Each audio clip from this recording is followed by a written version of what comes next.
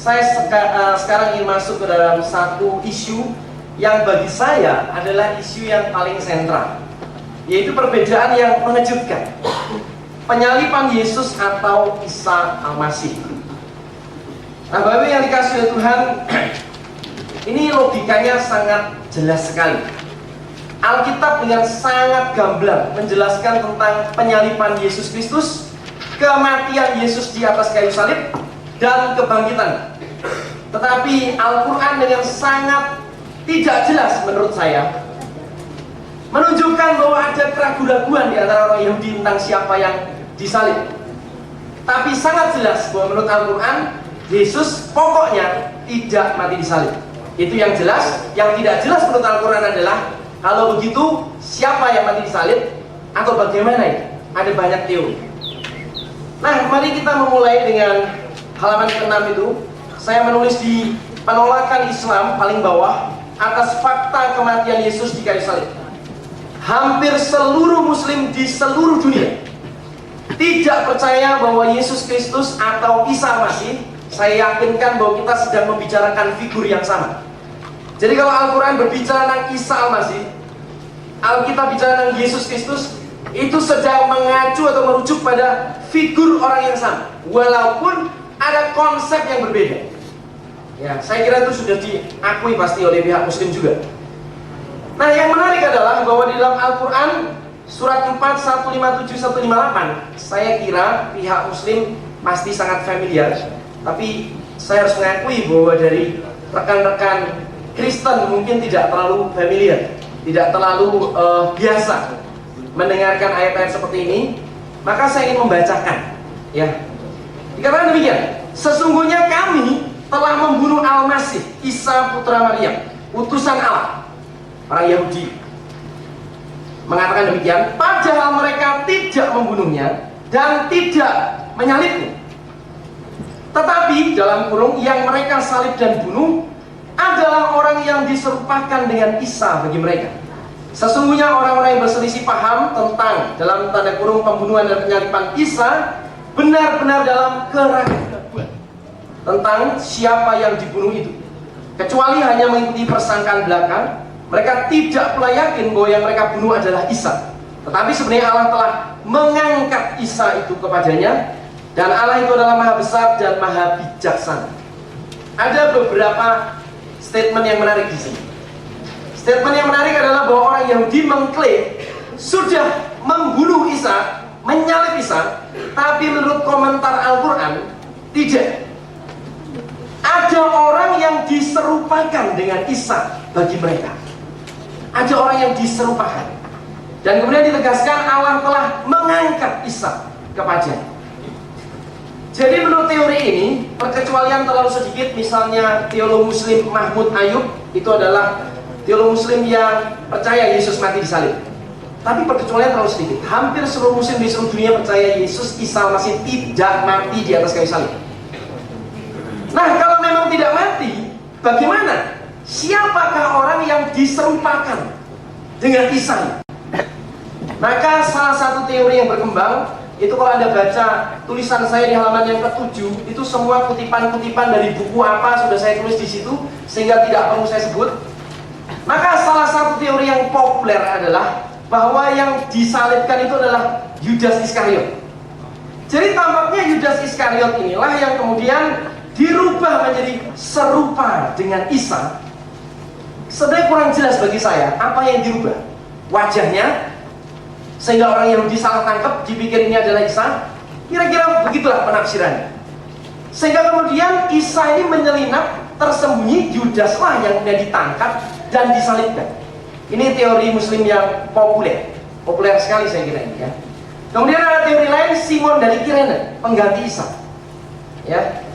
Ini menarik sekali kemudian karena dipercaya Isa kemudian diangkat Tuhan ke langit.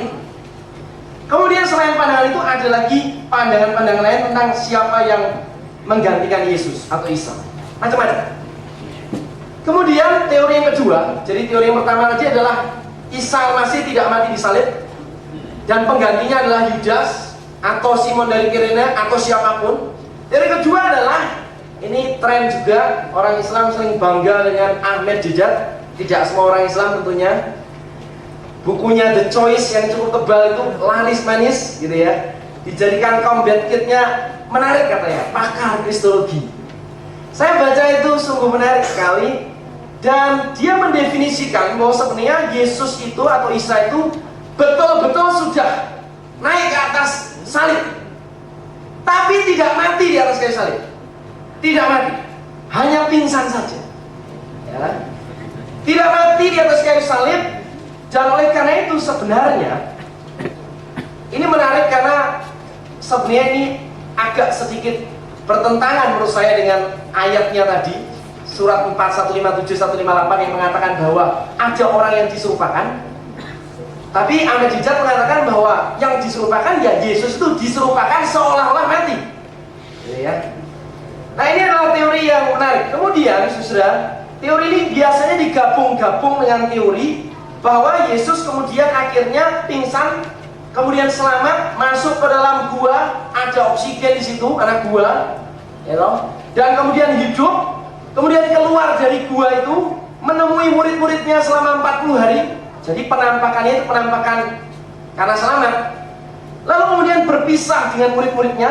Hasbullah Bakri misalnya mengutip pandangan ulama-ulama Ahmadiyah yang menyatakan bahwa Isa berdiam di Kashmir, meninggal di sana pada umur yang tua sebagai orang yang terkenal saleh ya.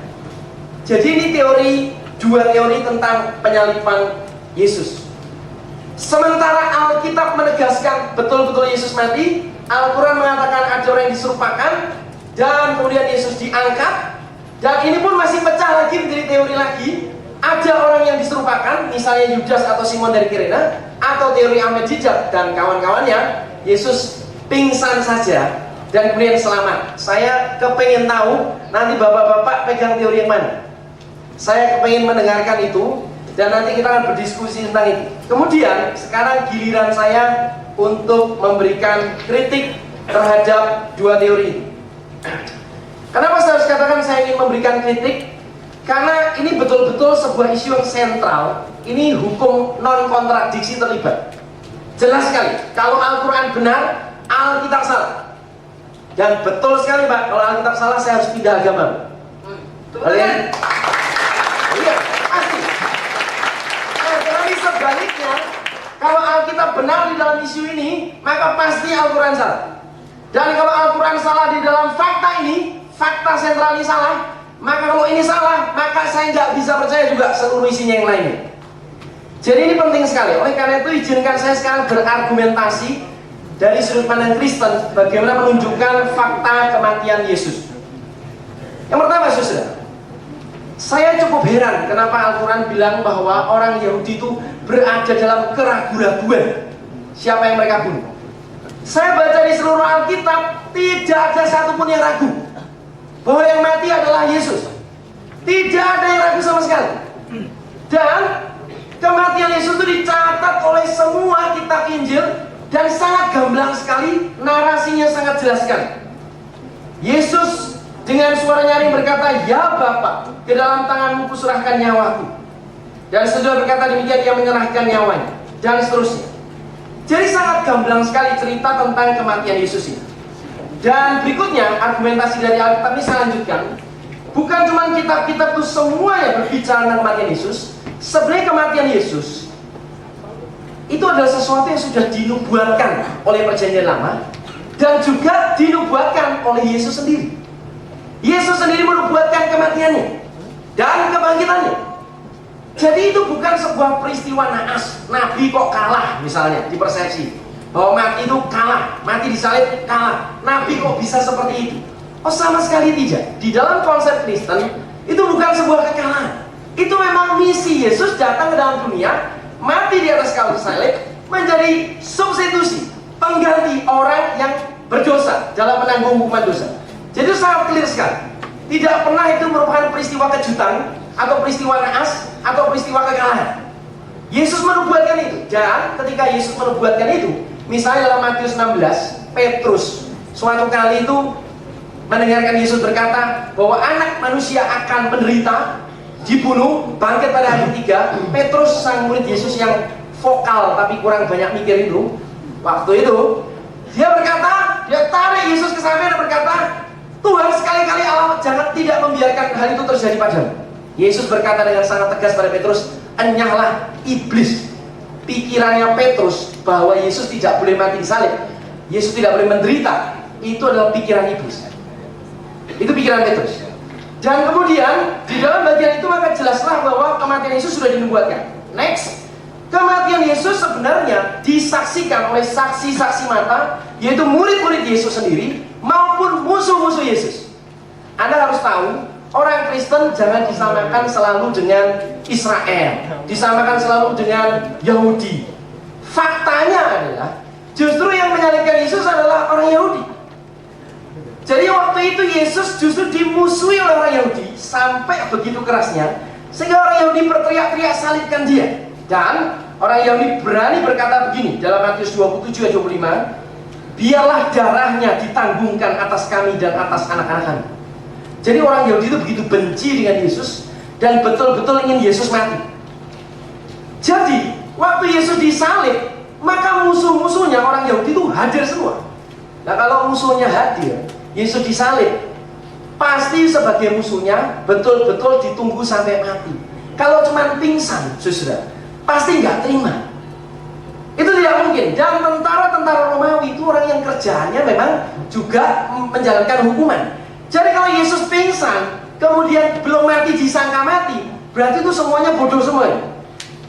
Jadi mulai dari murid-murid Yesus, musuh-musuhnya, dan nggak mungkin. Sekarang kalau saudara begitu benci sama saya, saudara begitu benci sama saya, saudara pengen saya mati, dan kemudian saya dirajam atau diapain begitu, dan Anda betul-betul ingin saya mati, Anda pasti akan tunggu sampai saya betul-betul mati. Kalau Anda pikir saya masih pingsan, dibiarin. Anda mengasumsikan orang segini banyak bodoh, itu keterlaluan. Jadi saya kira musuh-musuhnya Yesus betul-betul menginginkan Yesus mati dan pasti akan ditunggu sampai mati. Dan secara medis, catatan Alkitab menunjukkan waktu Yesus kemudian disalib, kemudian keluarlah darah dan air. Itu menunjukkan bahwa Yesus betul-betul sudah mati. Ya. Kurang berapa menit, Pak? Kurang berapa menit? Sudah habis, Pak. 25 menit ini? Oke, satu menit saya kasih waktu. Oke. Nah, yang menarik saudara adalah otoritas sejarawan non-Kristen. Ternyata saudara, catatan tentang kematian Yesus di atas kayu salib bukan hanya dicatat oleh Alkitab, bukan hanya oleh Alkitab, tetapi juga sejarawan-sejarawan bukan Kristen. Nah, ini menarik karena itu meneguhkan pandangan bahwa mereka netral, mereka tidak punya kepentingan apa-apa. Saya ingin berikan sebuah contoh supaya lebih cepat. Ambil contoh saya sendiri aja supaya lebih gampang. Kalau saya misalnya karena sebuah peristiwa tertentu saya harus dibunuh saat ini, di sini, dan saudara menyaksikan saya dibunuh, dan saudara pulang menulis di diari, hari ini saya melihat Pak Bejo dibunuh. Anda menyaksikan di sini dan Anda tulis di diari Anda. Lalu kemudian orang-orang dari koran atau wartawan-wartawan hadir dan juga menulis di berita. Mereka bukan orang yang Kristen atau Islam, mereka orang netral. Mereka tulis di koran bahwa Yesus, saya dibunuh hari ini, tanggal 8 Mei. Nah, kalau itu ditulis oleh Anda dan ditulis oleh koran, perhatikan. Dan mereka tidak punya kepentingan dan Anda juga tidak punya kepentingan, Anda saksi mata. Dan ini ditulis pada tahun ini, tahun 2010. Mana bisa tiba-tiba 600 tahun berikutnya, tahun 2600 nanti, tiba-tiba ada satu orang yang ngomong, saya berdasarkan wahyu ilahi mengatakan bahwa Pak Bejo tidak mati, yang mati adalah orang lain. Itu 2600, itulah jarak antara perjanjian baru dan Al-Quran kira-kira. Hanya berdasarkan sebuah klaim ilahi mau menentang catatan sejarah yang ditulis oleh saksi mata, baik itu saksi mata orang Kristen maupun saksi mata dan orang-orang yang bukan Kristen. Tidak mungkin, susah. Nah, kalaupun orang-orang Kristen waktu itu misalnya menulis kematian Yesus itu, kemudian itu dianggap kebohongan, pasti orang-orang Yahudi sudah akan counter. Jadi itu adalah satu yang tidak mungkin.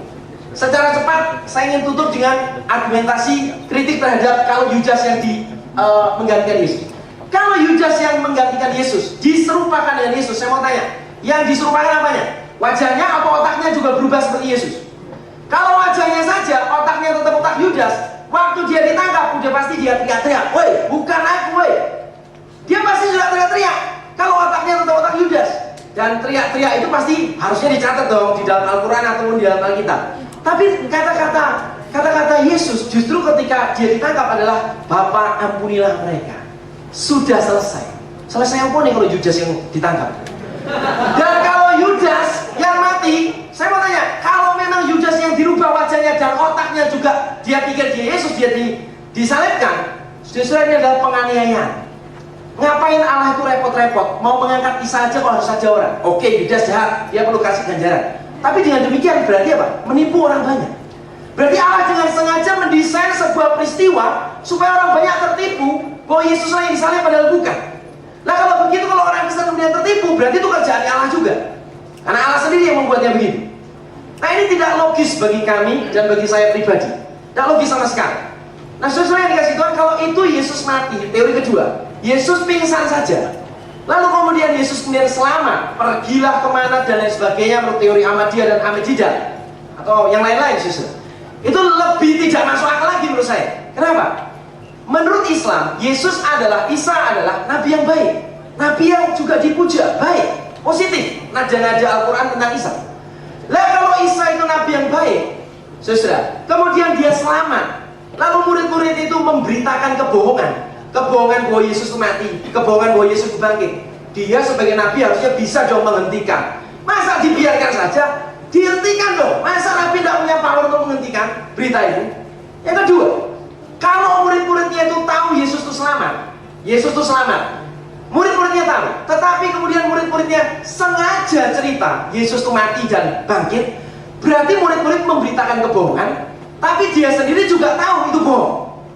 Dia tahu itu bohong, dia beritakan kebohongan, dan konyolnya dia tahu itu bohong, dia beritakan kebohongan sampai rela mati demi kebohongan. Karena para murid-murid Yesus, saudara, itu adalah orang-orang yang sampai rela mati martir dalam pemberitaan Injil. Mana mungkin orang dia tahu bohong, dia beritakan kebohongan, dia rela mati untuk kebohongan yang dia tahu. Apalagi kalau menurut teorinya Da Vinci dan lain-lain, Yesus kawin dan lain sebagainya. Lah kok enak Yesusnya kawin enak-enak kemudian muridnya martir? Tidak masuk akal sama sekali, tidak lalar sama sekali, tidak logis.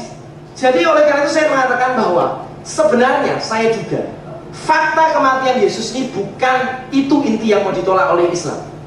Yang mau ditolak oleh Al-Quran sebenarnya adalah makna dari kematian Yesus di atas kayu salib.